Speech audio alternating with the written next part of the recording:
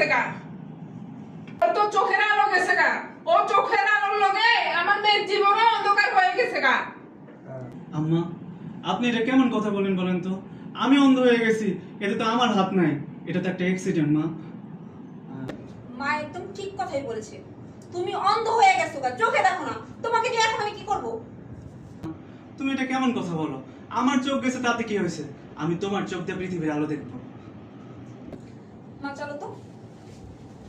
দেখো, এমনিতেই তোমাকে বিয়ে করে আমার কোনো শখ আহ্লাদ কিচ্ছু পূরণ করতে পারি নাই, আর উনি এখন এত বছর পরে আসছে প্রবাস থেকে, তাও অন্ধ হইয়া।